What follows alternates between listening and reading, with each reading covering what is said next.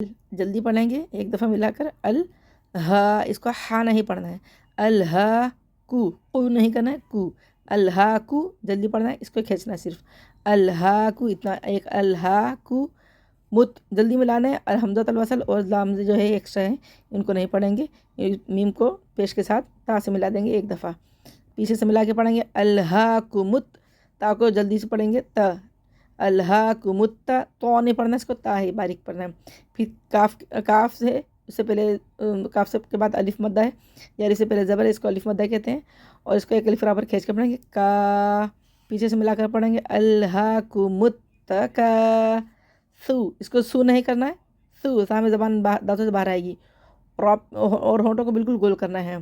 الہاکمت، اس میں بھی دونوں میں ہونٹ گول کرنا ہے، اس میں بھی ہونٹ گول کرنا ہے، الہاکمت تکا، تقو نہیں کرنا ہے، تکا سو، اس میں زبان باہر لانا ہے، سو، الہاکمت تکاثر، رو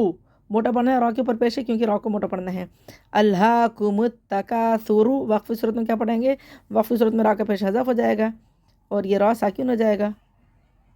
را ساکن ہو جائے گا، وقفی صورت میں پڑھیں گے الہاکم التکاثر، کیونکہ را ساکن سے پہلے پیش ہے۔